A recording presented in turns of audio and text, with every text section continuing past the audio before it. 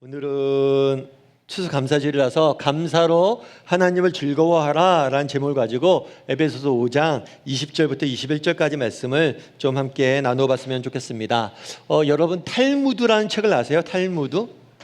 탈무드라는 책은 유대인의 삶의 지혜가 담겨있는 책입니다. 유대인들은 나라를 이룬 지 수천 년이 지났습니다.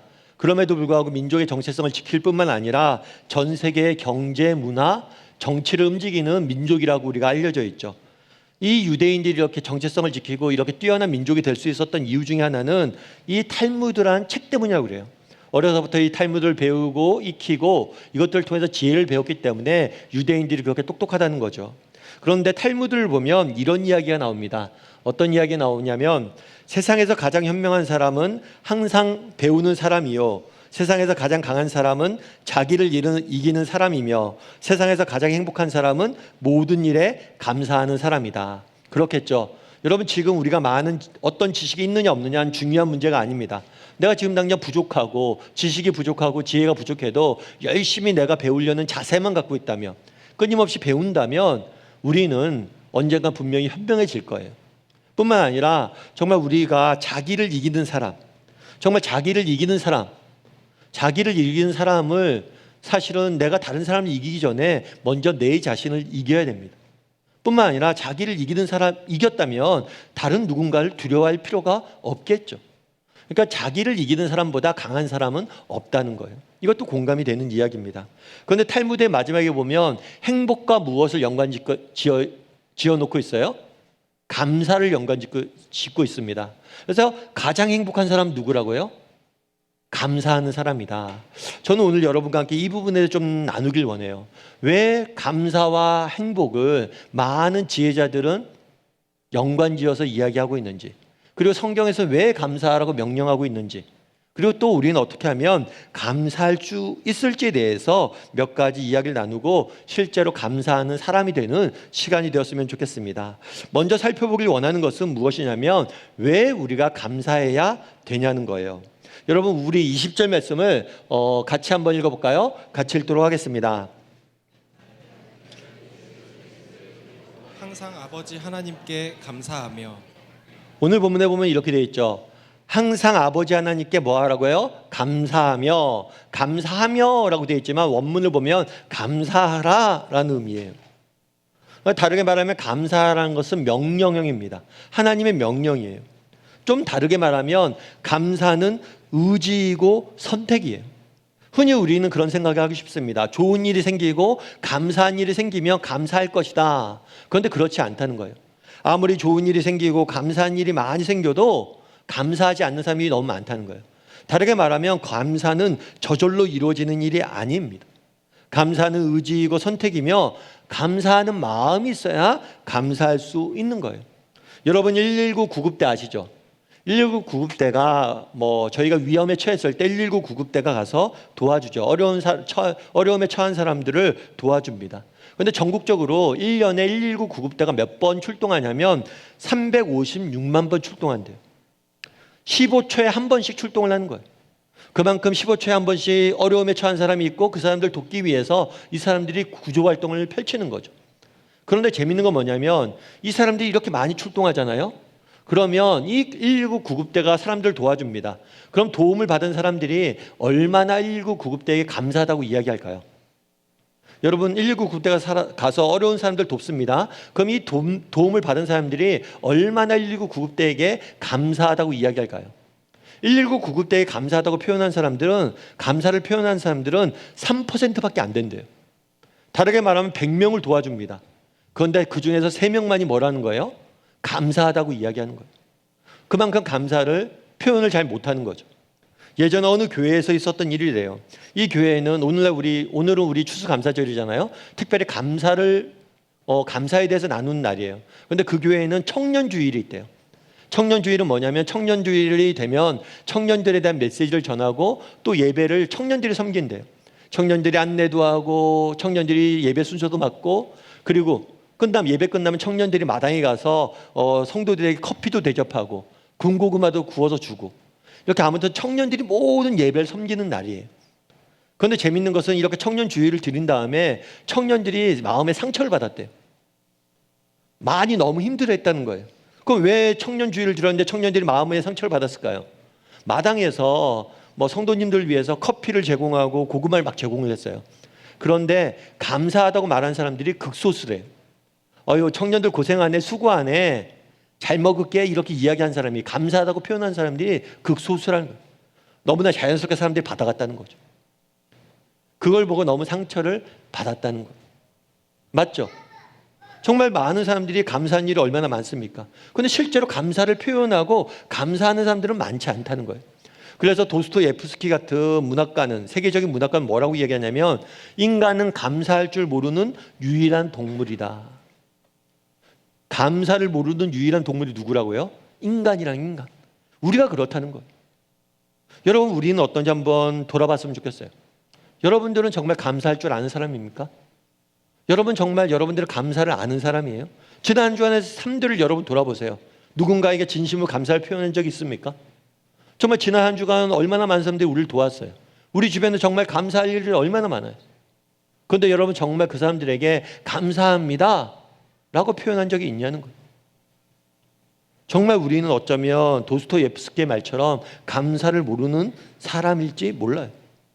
바라기는 우리 다음의 식구들이 감사하는 마음이 있었으면 좋겠어요.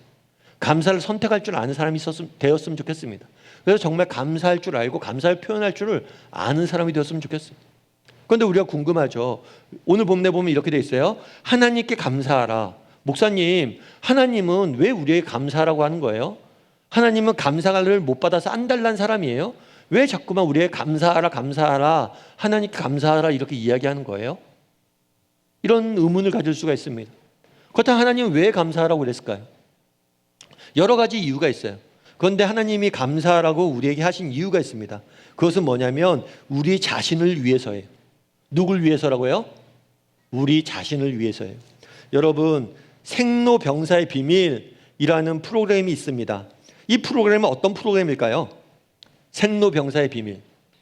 이것은 의학 프로그램이에요. 의학 프로그램. 그래서 어떻게 하면 오래 살 수 있을지에 대해서 알려주는 프로그램이에요. 그런데 재밌는 것은 뭐냐면 한 번은 이 생로병사의 비밀에서 무엇을 다룬 적이 있냐면 감사를 다룬 적이 있어요. 과학 프로그램이잖아요. 의학 프로그램이에요. 그런데 이상하게 감사를 다룬 거예요. 그럼 왜 생로병사의 비밀에서 감사를 다뤘을까요?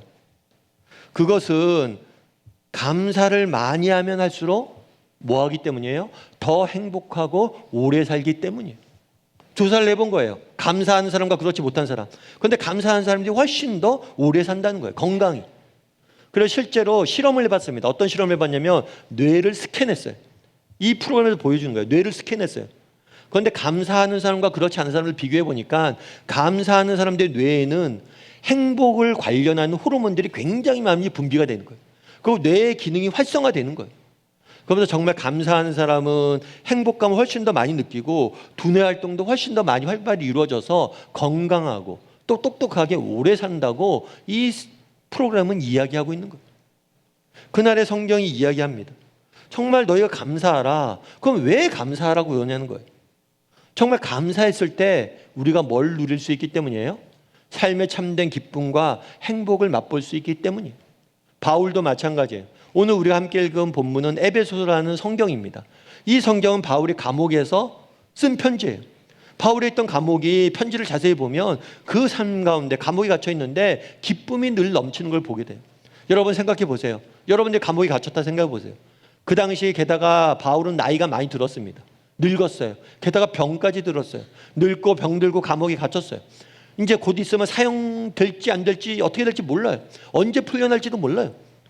그런데 그런 감옥 속에서도 바울은 기쁨을 잃지 않는 거예요. 바울은 정말 삶의 기쁨과 의지를 잃지 않는 거예요. 그 이유가 어디 있냐는 거예요. 그 이유는 뭐에 있는 거예요? 감사에 있었던 거예요. 감사할 수 있었기 때문에 기쁨을 잃지 않는 거예요. 여러분, 우리도 한번 돌아봤으면 좋겠어요. 난 얼마나 감사하는 사람인지. 여러분 삶 가운데 왜 행복이, 기쁨이 사라지고 있습니까? 혹시 여러분 삶 가운데 감사가 사라졌기 때문은 아니에요? 정말 감사할 줄 아는 사람이 되었으면 좋겠어요. 왜요? 감사해야지 행복하게 오래 사는 거예요. 감사해야지 우리 삶의 기쁨을 유지할 수 있는 거예요. 바라기는 우리 다음에 식구들이 정말 감사를 선택할 줄 아는 사람이 되었으면 좋겠어요. 그래서 기쁨을 누릴 줄 아는 사람이 되었으면 좋겠습니다. 우리 옆 사람에게 이렇게 인사했으면 좋겠습니다. 감사는 선택입니다. 이렇게 인사했으면 좋겠습니다. 감사는 선택입니다. 한 번 더 인사할까요? 감사를 선택합시다. 감사를 선택합시다. 자, 그러면 우리가 어떻게 감사할 수 있을지 한번 살펴봤으면 좋겠어요. 우리 오늘 20절과 21절 말씀을 다시 한번 읽어봤으면 좋겠는데요. 같이 한번 읽어보도록 하겠습니다. 같이 읽겠습니다. 범사에 우리 주 예수 그리스도의 이름으로 항상 아버지 하나님께 감사하며 그리스도를 경외함으로 피차 복종하라. 첫 번째로 우리가 감사할 수 있는 방법은 뭐냐? 범사에라는 단어예요. 범사에.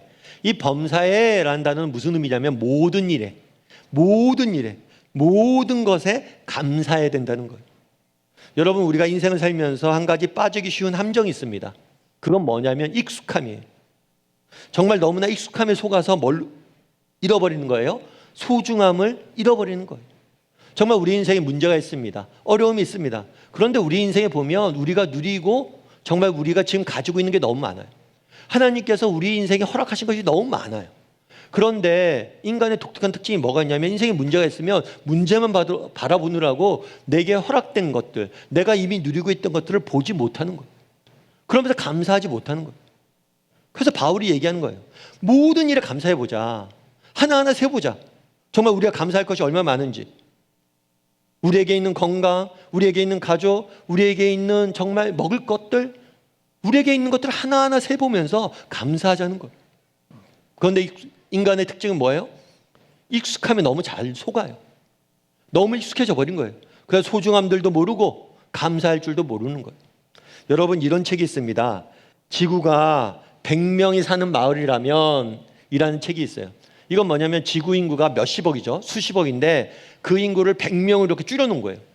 100명이 살고 있는 마을이라면 어떤 일이 있을까? 이렇게 책을 적어놓은 거예요.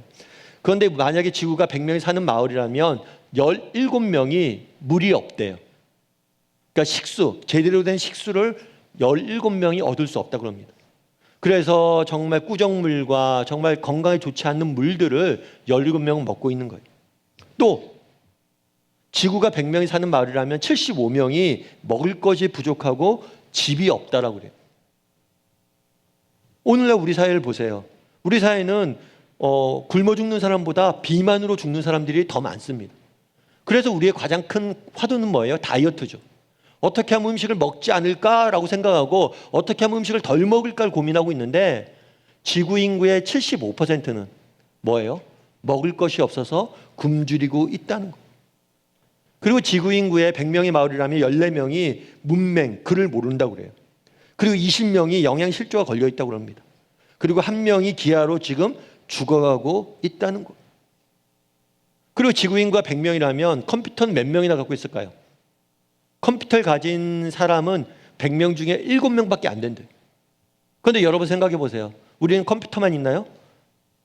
우리는 어린아이들도 다 스마트폰이 하나씩 있잖아요.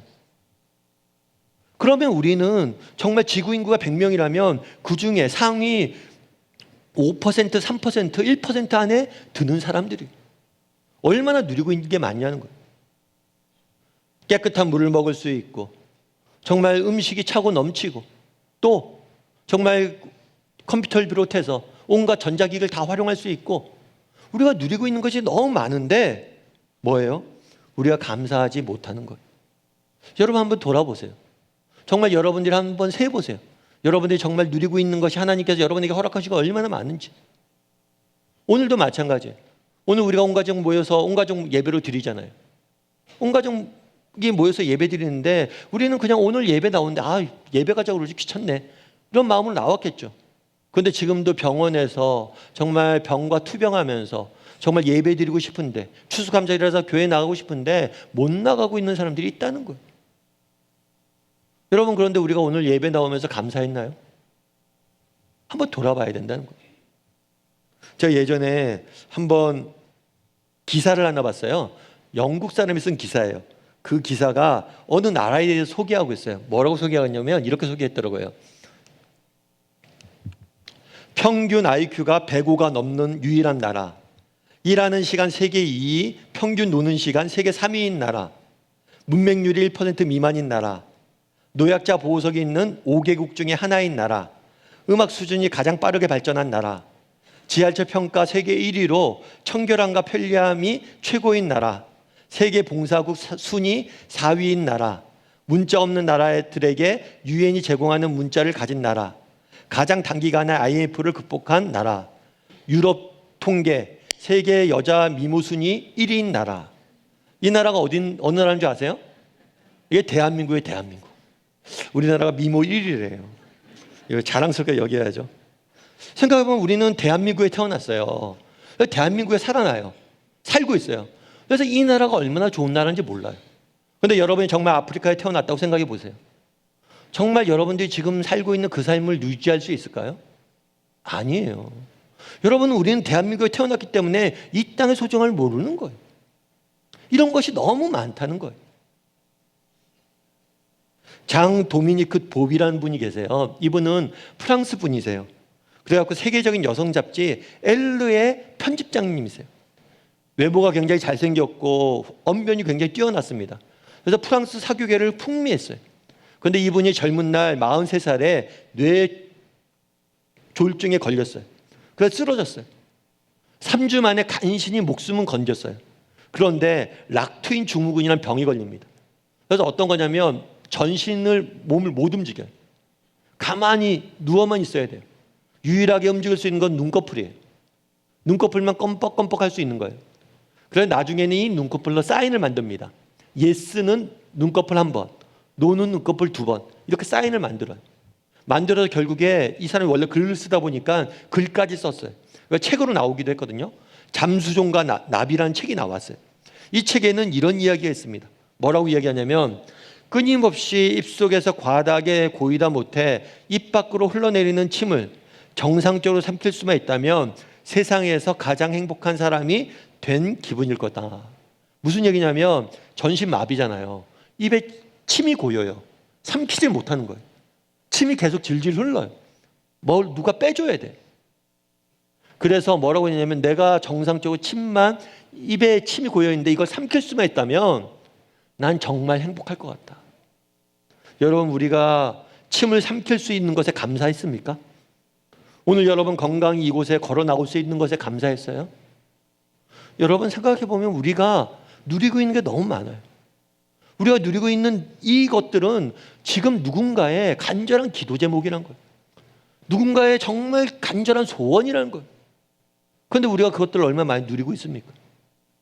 그럼에도 불구하고 우리는 뭘 하는 거예요? 그런 걸 못 느끼고 있는 거예요. 그래서 바울은 뭐라고 이야기하는 거예요? 범사에 감사하자. 야, 여러분 한번 세 봅시다. 여러분, 정말 내가 감옥에 갇혀있지만 내가 누리는 게 더 많아요. 내가 받은 게 더 많고 더 가진 게 더 많아요. 한번 세보자는 거예요. 여러분들도 한번 돌아보길 원합니다. 정말 하나님께서 내 인생에 허락하셨던 많은 것들을 다시 한번 돌아보고 모든 일에 범사에 감사할 줄 아는 사람이 되기를 주님의 이름으로 소원합니다. 우리 옆 사람에게 인사했으면 좋겠습니다. 익숙함에 속지 맙시다. 익숙함에 속지 맙시다. 한 번 더 있을까요? 모든 일에 감사합시다. 모든 일에 감사합시다. 오늘 본문에서 또한 우리가 감사할 수 있는 어떻게 하면 감사할 수 있을까? 두 번째 비결이 있어요. 그건 뭐냐면 항상이에요. 항상. 모든 일에 감사하고요. 두 번째는 항상 감사해라. 항상 감사하다는 건 뭐예요? 어느 때나 감사하라는 거예요.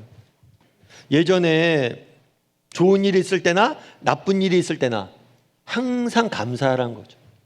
그래서 우리가 어떤 형편에 있든지 어떤 상황에 있든지 감사할 수 있어야 돼요. 그런데 우리가 그런 생각이 들 수 있어요. 한 가지 의문이 들 수 있어요. 목사님, 좋은 일이 생길 때는 감사할 수 있는데, 이해가 되는데 어떻게 인생에 나쁜 일이 생겼는데 감사할 수 있습니까? 인생에 고난과 역경이 있고 어려움이 있는데 어떻게 환난 가운데 감사할 수 있습니까? 이건 너무 무리한 요구가 아닙니까? 라고 이야기할 수 있어요. 그렇죠. 아니, 어떻게 인생에 문제가 있는데, 어려움이 있는데, 정말 이번에 시험에 떨어졌는데, 이번에 정말 직장에서 쫓겨났는데 내가 어떻게 감사할 수 있냐는 거예요. 어떻게 항상 감사할 수 있냐는 거예요. 그런데 바울이 그날에 항상 감사하라고 이야기해요. 그런데 이 항상 감사하라고 이야기한 근거가 있어요. 그 근거는 뭐예요? 바로 뒤에 있어요. 바로 뒤에 뭐라고 이야기하고 있습니까? 아버지 하나님. 우리가 언제든지 감사할 수 있는 이유가 있어요. 우리가 고난 중에 역경 중에도 감사할 수 있는 이유가 있어요. 그건 뭐냐면 아버지 대신 누가 있기 때문에? 하나님이 계시기 때문이에요. 저도 이제 자녀가 2명이 있는데 제가 자녀를 낳아서 키우면서 감사한 일은 뭐냐면 하나님의 마음을 좀 이해하게 된 거예요.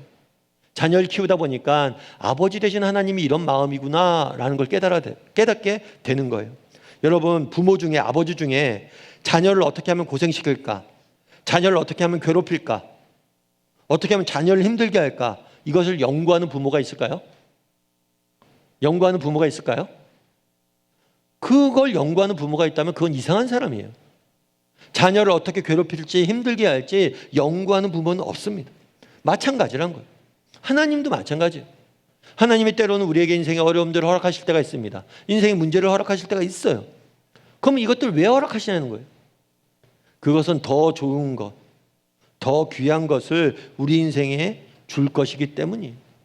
여러분, 자전거 타는 거 좋아하세요? 자전거 탈 줄 아세요? 우리 어렸을 때는 아버지가 뒤에 자전거를 늘 태워줍니다. 그래서 그림에 있는 것처럼 형도 동생을 이렇게 태워주죠. 그런데 어느 시점이 되면 아버지가 아이들을 더 이상 뒤에 자전거를 태워주지 않아요. 왜 태워주지 않을까요? 귀찮아서? 힘들어서? 아니에요. 아버지는 언제든지 자녀들을 뒤에 태워줄 수 있어요. 그럼에도 불구하고 나이가 들면 아이들을 태워주지 않습니다. 왜 태워주지 않을까요? 스스로 자전거 타는 기쁨들을 누리게 하기 위함이에요. 여러분, 자전거를 처음 타는 걸 배울 때 어떻습니까? 때로는 넘어지기도 하고 때로는 다치기도 해요. 힘듭니다. 그럼에도 불구하고 하나님께서 아버지는 그것들을 허락해요. 힘들게 넘어지지언정 자전거를 혼자 타라고 이야기합니다. 권합니다. 왜요? 그 뒤에 혼자 자전거를 타는 즐거움이 있기 때문이에요. 우리도 마찬가지, 하나님도 마찬가지란 거예요. 하나님도 인생의 어려움들 우리에게 허락하실 때가 있다는 거예요. 그럼 왜 이런 어려움들을 허락하시냐는 거예요. 그 뒤에 뭐가 있기 때문에? 더 좋은 것, 더 귀한 것들을 주실 것이기 때문이에요.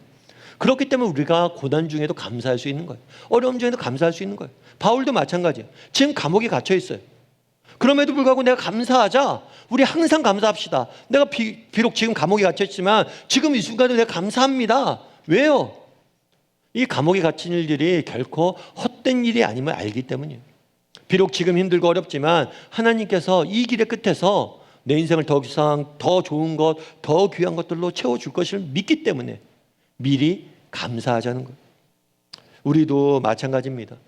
여러분, 정말 미리 감사할 수 있는 사람이 되었으면 좋겠어요. 정말 항상 어려움 중에도 고난 중에도 감사를 선택할 줄 아는 사람이 되었으면 좋겠어요. 제가 책에서 읽은 이야기인데요. 어떤 집사님이 있었어요. 이 집사님이 그런데 딸이 고3이에요. 고3인데 갑작스럽게 교통사고를 당하게 됩니다. 교통사고를 당해서 뇌사 상태에 빠져요. 뇌사 상태는 생물학적으로는 살아있는데 뇌가 죽은 거예요. 언제 우리 아이가 깨어날 수 있을까 없을까. 그리고 옆에서 늘 눈물로 기도하는 거예요. 아이가 깨어나게 해달라고. 그런데 한 번은 이 친구가 있었어요. 친구가 이 집사님에게 뭘 줬냐면 감사 노트를 준 거예요. 선물을 한 거예요. 여러분, 병원에서 정말 자녀가 언제 죽을지 몰라서 이렇게 신음하고 있는 어머니에게 선물을 하면 여러분 뭘 선물하겠어요? 감사 노트를 선물하겠어요? 아니죠. 처음 선물을 받고 너무 황당했대요. 내가 이 상황에서 지금 감사하게 생겼냐고. 그래서 한쪽 구석에 내팽개쳐 뒀대요. 그런 다음에 한참 시간이 지난 다음에 그 감사 노트를 보고 병원에서 아이를 위해서 기도하면서 할 일도 없고 그러니까 감사 노트에 뭔가 적기 시작했대요. 일기처럼 이것저것 적다가 나중에 감사 제목을 이렇게 조금씩 적었대요. 그런 다음에 이 집사님이 나중에 그 감사 노트를 선물한 친구한테 그런 얘기를 했대요. 처음에 네가 감사 노트를 선물했을 땐 이해가 안 됐다고. 왜 이런 걸 줬을까? 그런데 이 선물 때문에 내가 오늘 살 수 있었어. 이런 얘기를 했대요. 감사 노트를 적으면서 감사한 것들 하나하나 적다 보니까 힘든 상황이었지만 마음의 위로도 되고 소망도 되고, 그래 아직 괜찮아, 아직 희망을 잃기엔 너무 빨라. 아이의 모습을 보고 하나하나 기록하면서 그 감사 노트가 자기를 살렸다는 거예요. 여러분, 바울이 이야기합니다. 항상 감사하자. 우리 나 감옥에 갇혀 있어. 하지만 나 감사할래. 우리가 항상 감사를 선택하자는 거예요. 왜요? 그 감사가 능력이기 때문이에요. 그 감사가 우리에게 힘이 되기 때문이에요. 바라기는 우리 다음의 식구들이 항상 감사를 선택할 줄 아는 사람이 되었으면 좋겠습니다. 그래서 그 감사가 주는 능력으로 정말 어떤 형편 중에서도 소망을 잃지 않는 그런 사람이 되었으면 좋겠어요. 그래서 늘 항상 감사할 줄 아는 저나 여러분이 되기를 주님의 이름으로 소원합니다. 우리 옆 사람에게 인사할까요? 감사하는 능력입니다. 감사는 능력입니다. 한 번 더 인사할까요? 항상 감사합시다. 항상 감사합시다. 마지막으로 우리가 감사하는 방법이 있어요. 그건 뭐냐면 서로 감사하는 거예요. 오늘 본문의 5장 20절부터 21절까지 말씀을 다시 한번 읽어볼까요? 다시 한번 읽도록 하겠습니다. 범사에 우리 주 예수 그리스도의 이름으로 항상 아버지 하나님께 감사하며 그리스도를 경외함으로 피차 복종하라. 바울은 뭐라고 얘기하냐면 항상 감사하라. 그런 다음에 어떤 이야기를 하냐면 피차 복종하라 이런 이야기를 합니다. 여기서 피차라는 단어는 서로예요. 서로 모두가 서로 너나 서로 그리고 복종하라는 단어는 우리는 현대인의 감성에는 이 복종이라는 단어가 주로 강제적으로 힘으로 무엇인가를 강요하는 것 그리고 내가 하기 싫은데 억지로 따르는 것이 복종인데 성경에서 복종은 이런 의미가 아니에요. 성경에서 복종은 뭐냐면 상대방을 인정하고 존중하는 게 복종이에요. 뭐가 복종이라고요? 상대방을 인정하고 존중하는 것. 다르게 말하면 이런 거예요. 하나님께 감사하라. 그런 다음에 뭐라고 얘기해요? 서로 복종하라. 다르게 말하면 서로 감사하라는 거예요. 우리가 하나님께 감사하는 사람에게서 나타나는 특징이 있어요. 그건 뭐냐면 서로 감사하는 거예요. 여러분, 우리 하나님은 보이지 않아요. 그리고 하나님께 감사하는 건 보이지 않습니다. 그러면 하나님께 감사하는 것을 저 사람이 정말 감사하는 사람인지 아닌지 아는 방법이 있어요. 그건 뭐예요? 사람에게 감사할 줄 아는 거예요. 여러분, 정말 우리가 하나님께 감사하길 원합니까? 사람에게 먼저 감사할 줄 알아야 돼요. 보이는 사람에게 감사하지 못하면서 보이지 않는 하나님에게 감사할 줄 없어요. 그러니까 여러분 정말 하나님께 감사하기 위해서 뭘 해야 돼요? 사람에게 감사해야 돼요. 여러분 그럼 어떠세요? 여러분 지난 주의 삶들 살아보세요. 정말 사람에게 감사했나요? 정말 그리고 그 사람에게 감사를 했을 뿐만 아니라 감사를 표현하고 살았나요?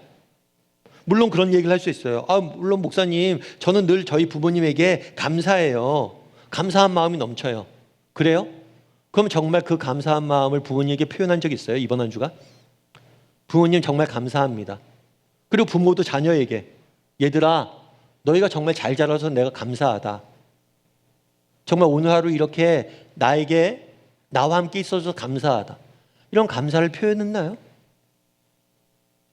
윌리엄 아서 워드는 이렇게 이야기합니다. 우리 같이 한번 읽어볼까요? 같이 읽도록 하겠습니다. 감사를 느끼지만 표현하지 않는 것은 선물을 포장해 놓고 주지 않는 것과 같다. 여러분, 선물은 주라고 있는 거예요? 주지 말라고 있는 거예요? 주라고 있는 거예요. 여러분 생일 파티예요. 생일 파티인데 친구를 초대했어요. 친구들이 왔어요. 그 생일 파티하면 음식을 차려놓죠. 막 개걸스럽게 막 먹어요. 열심히 놀고 재밌게 놀아요.